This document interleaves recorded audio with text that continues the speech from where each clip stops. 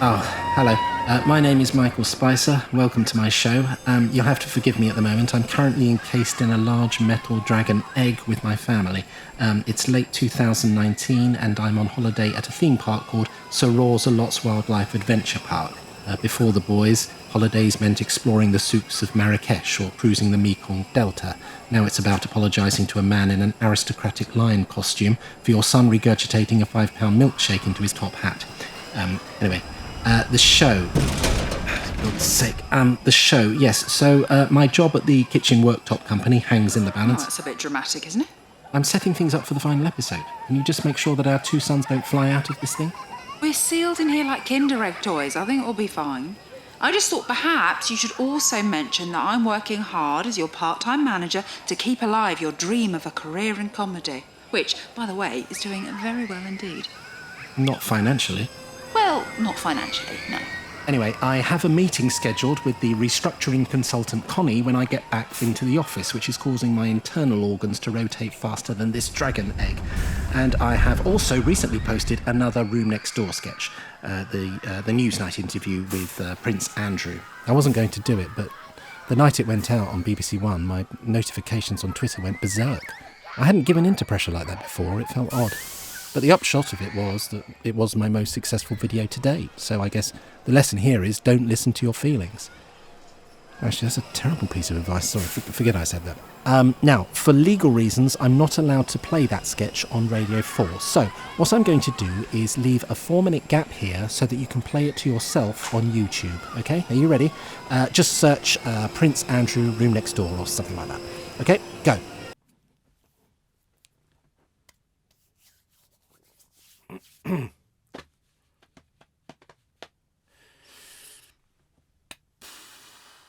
Okay, I'm being told by my producer that 4 minutes of silence is not a good idea, so I'm going to play some music while you watch the video. Okay? Go.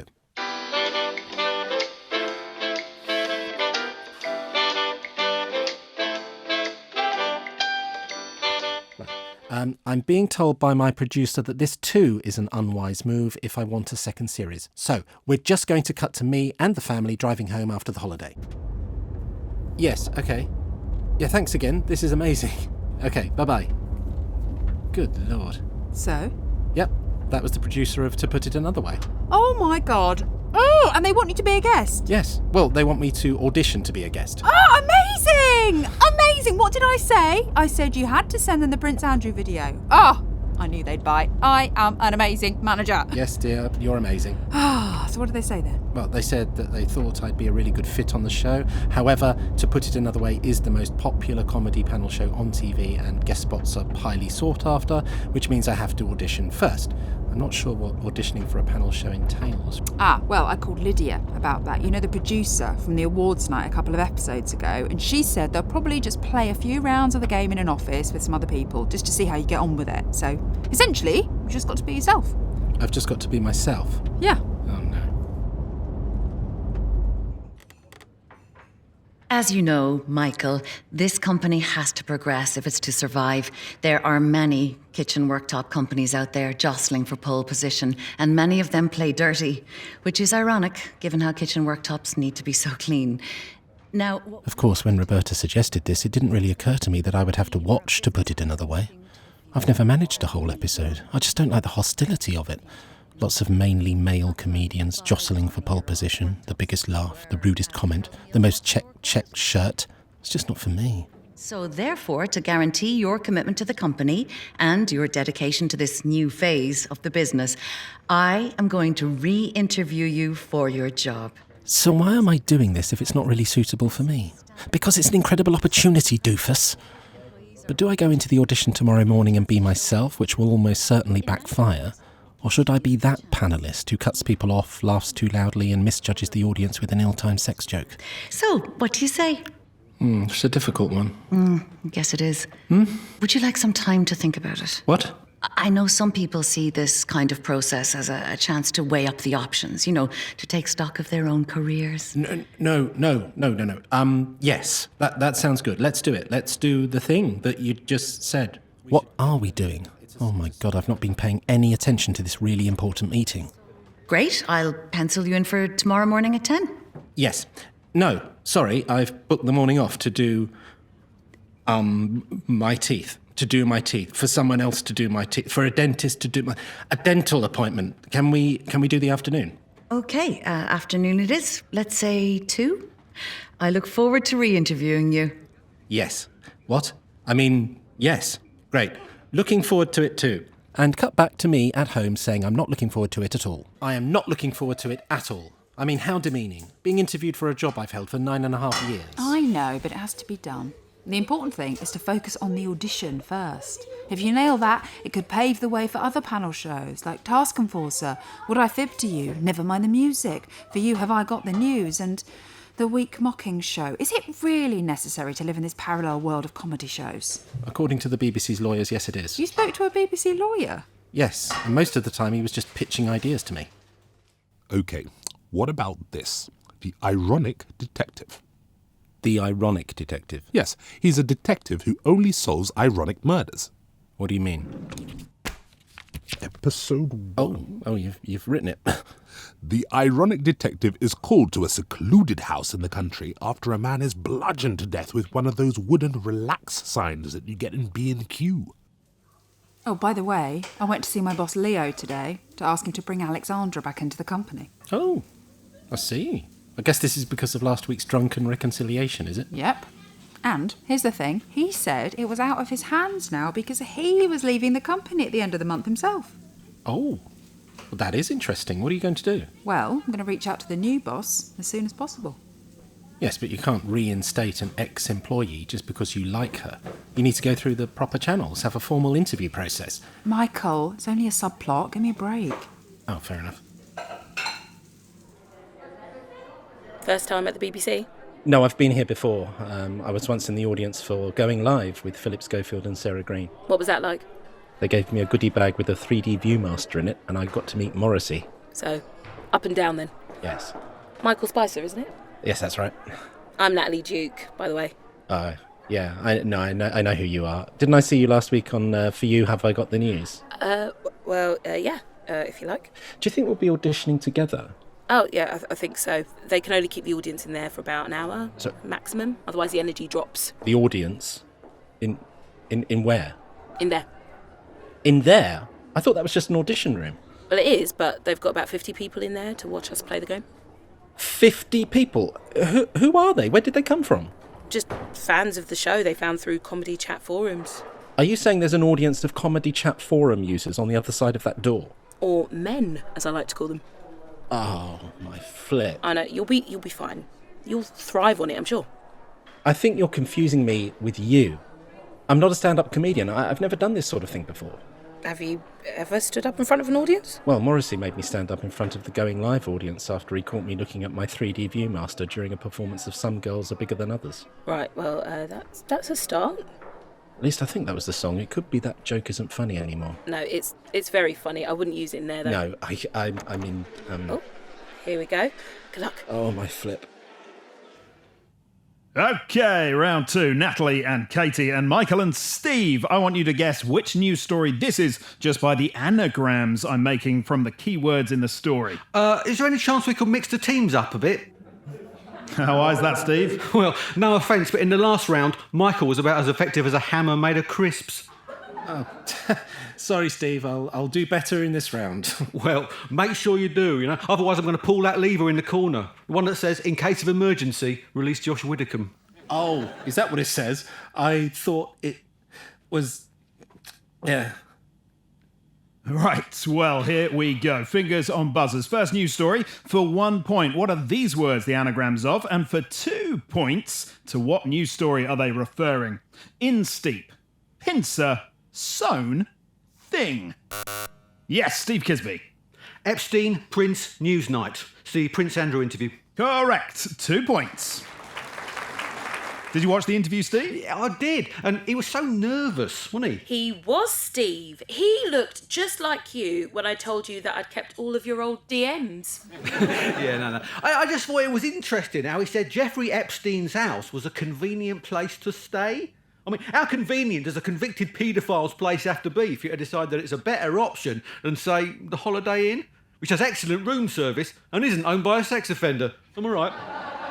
I don't understand. How did you get those answers so quickly? I rearranged the letters of the words to spell out other words. They're called anagrams, Michael. You ever watched this show before? Yeah, no, of course I have. I haven't. It's just, well, I'm just not as fast as you. And maybe it's because I don't really follow the news and I'm not very good at word games. Oh, but apart from that, you're ideally suited to this word game-based news quiz. Fair point. Perhaps it, yeah, no, it's fine. I thought the Evening Standard said you were the new voice of political satire. Yeah, that was an accident. Yeah, wasn't the only accident, mate. You don't need to wait around reception just to return your pass. You put it in this box here, mate. Oh, right. Thank you, Steve. You did very well in there, by the way. Sorry if I don't know, cramped your style a bit. Well, yeah, got laughs. That's all that matters, isn't it? Yes. Well, I mean, if I'm totally honest, I'm not really comfortable in that kind of environment. So. Yeah, that's because you're not a stand-up. You're a... I don't know what to call you. You're an online comedian, social media celebrity. I don't really know. No, I've not fully worked it out myself either. See, panel shows, like to put it another way, are geared towards the stand-up comedian. People who know how to work a room, you know? No offence, but if you don't have the experience of the comedy circuit, you're going to struggle in there, pal. Yes, you're probably right. Don't call me pal. You know, Michael, it's just a shame, really, because I know some great stand-ups who would have killed for an audition today. But a lot of these spots are now being given over to people like you, and make sketches on YouTube in their living rooms, and then shrivel up in front of a live audience like a little dried apricot. No offence. The more he says no offence, the more I suspect a certain degree of offence is in attendance. It's just sad seeing friends of mine who've toiled for years on a circuit, and they don't get a chance to show what they can do. Well, that's hardly my fault, is it? No, it's not. It's the producer's fault. I mean, between YouTubers like you and all the mandatory box ticking that goes on now, I'll be surprised if we see any white male stand-ups on television in a few years' time. Oh, there it is. Didn't take long and I'm off. Yes. OK, right, well, I better go. Nice to meet you. Bye-bye. Yeah, be lucky.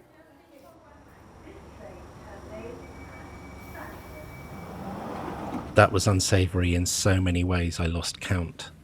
It was just layer upon layer of distastefulness like a prawn sandwich. Hello again. Oh, Natalie, hello. Listen, sorry if I made things difficult in there. No, you didn't do that at all. Only Steve Kisby did that with his incessant alpha noise. He's a bully. Oh, I wouldn't go that far. Oh, well, you should. He was a compere at the Cascade Comedy Club in Manchester, and for years he denied me a spot because I wouldn't go on a date with him. Really? That's awful. I tried to let him down gently, telling him that it was impossible because just the sight of him made me physically sick, that sort of thing, but he wouldn't back down. How has he got an audition today? Because it doesn't matter. It never does with men like him. And yet the weird thing is, he thinks he's the endangered species. He writes articles in national newspapers about how his voice isn't being heard. And then his fans leave comments underneath saying, "I hear you, Steve. My voice isn't being heard either." And he replies with, "I hear you, brother." And soon it becomes this infinite circle of replies about how they can hear each other, saying they can't hear one another. Well, if it's any consolation, I thought you did really well today, and I think you've got a very good chance. I mean, you're a great stand-up. Thank you. I think you could be too, if you gave it a chance. Oh, I don't think so. The biggest laugh I got was when I accidentally called Angela Merkel Murkier Ankle. Seriously, I think you should consider it. Don't let what happened with Steve dent your confidence. If you can turn Room Next Door Man into a viable live show that you can tour the UK with, you'd be laughing. It's not something I've ever really thought about. Well, if you did, you'd be able to quit that job of yours. I would? Yeah. Oh, this is me. I'll text you the contact details of promoters I know. Wow. Thank you so much. You're welcome. Oh, by the way, what's a 3D Viewmaster? Oh, right, you're young. When your parents gave you your first phone and you realised that in that moment you had access to all human knowledge, culture and experience? Yeah. Well, I had a little red machine that could let you see 12 photographs of zoo animals in 3D. Awesome.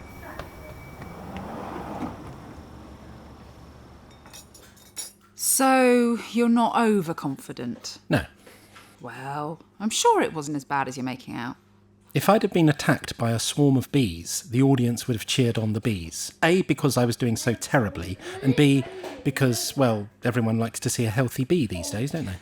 OK, well, let's park that for now. Tell me how the one-to-one with Connie went this afternoon. Oh, Is there any chance I could have a mouthful of my dinner before I explain how badly that went too? Oh, no, I'd rather you didn't. I can't bear it when actors deliver their lines with food in their mouths. It's so gross. OK, well, why don't you just go back to this afternoon and watch me with Connie? Then I can eat my dinner by myself as grossly as I want. Go back? You mean like the ghost of Christmas past? Oh, precisely. Oh, please, that's so disgusting. So, what qualities do you think you could bring to the role? Well, probably the qualities that have kept me in the role for 9.5 years already. Oh, no. Yes, well, let's try and assume the role of someone who hasn't been in the job for 9.5 years, shall we? That means being someone else, really, doesn't it? Oh, Anything? no. I mean, I'm quite happy to be someone else. I mean, who would you like me to be? Oscar Isaac? Frankie Howard? Oh, please stop trying to be funny. I'm detecting some passive aggression from you, Michael. Would that be fair to say? No, I was just trying to be funny. Sorry. My wife always tells me I should stop trying to be funny in awkward situations. So you feel this is an awkward situation, is that what you're saying? Oh, I'm not sure I can watch much more of this. Well, no, not at all. It's just, I know my job inside out. I don't know what this process is supposed to prove, unless it's all just a cosmetic exercise. A cosmetic exercise? No, not on your part, on the company's part. You believe they've brought me in to do something they were always going to do anyway, which was to have you removed. Deny that. I didn't say that. Good. No, but you're suggesting it. Deny that too. Yes, I suppose I am. Oh, for Did you hear that? Hear what? It sounded like a beep used to censor a swear word. Oh, you mean like... There's no need for that kind of language. I'm sorry. Dear Michael, thank you so much for coming in to audition for To Put It Another Way. I'm sorry to say, okay, fine. I don't mind. It wasn't for me. I can't be in that toxic world of chuntering Steve Kisby's anyway, lightly bullying me between rounds of idiomatic wordplay. I'm a comedian, I'm not a gladiatorial alpha panellist. You may have noticed that Josephine is in a good mood at the moment, hence the radio, the humming and the rhythmic stapling. This is because she's just been in to see Adam, our managing director. Her job is safe. I'm next in. Hello? Michael, it's Natalie Duke. Oh, Natalie, hello. Have you heard anything? Sorry for calling you randomly like this, but I just thought you might like to know that Steve Kisby didn't get a guest spot on the show. Oh, good. And I did. Even better. Well done. I'm so pleased for you. Thank you. How about you?